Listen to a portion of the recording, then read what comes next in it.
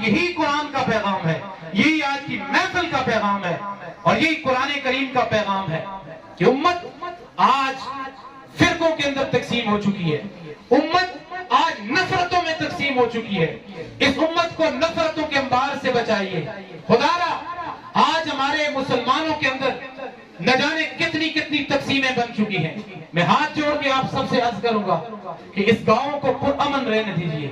یہ گاؤں بڑا خوبصورت گاؤں ہے، اللہ تعالیٰ نے اس گاؤں کو بڑی نعمتوں سے مالا مال کیا ہے۔ سوشل میڈیا پہ جو لوگ آتے ہیں وہ کچھ ایسا نہ لکھا کریں کہ جس سے کسی دوسرے کی دل آزاری ہو۔ ابھی حافظ صاحب کہہ رہے تھے کہ دل آزاری کا گناہ یہ سب سے بڑا گناہ ہے، تو اب ابابی وقار کوئی ایسی کوئی پوسٹ نہ لکھے جس سے کسی کی دل آزاری ہوتی ہو۔ علماء کرام موجود ہیں، میں ان سے دست بستہ گزارش کرتا ہوں کہ آپ اس گاؤں کے امن میں ہمارا ساتھ دیں، اس گاؤں کا ساتھ دیں۔ گاؤں کا نوجوان طبقہ یہاں پہ موجود ہے، آپ لوگ موجود ہیں۔ اس گاؤں کو جیسے یہ پہلے ایک پرامن گاؤں ہوا کرتا تھا، آج بھی اس کو اسی طرح سے رہنے دیں، اور اس گاؤں کی جو اندر کی نفرتیں ہیں ان کو مٹا کے بھائی چارے کو عام کریں، محبت کا پیغام عام کریں۔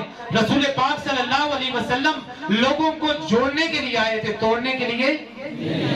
ایک وقت کے ولی کے پاس ایک بندہ کینچی لے کے آیا، تحفہ کے طور پہ کینچی لے کے آیا، آپ نے اس کو واپس کر دیا، کہا کہ مجھے تیری کینچی کا تحفہ نہیں چاہیے۔ کہا کیوں؟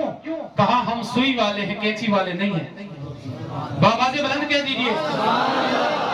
کہا کینچی ایک کو دو کرتی ہے اور سوئی دو کو ایک کرتی ہے، اس لیے ہم ایک کو دو کرنے والے نہیں ہیں بلکہ دو کو ایک کرنے والے ہیں۔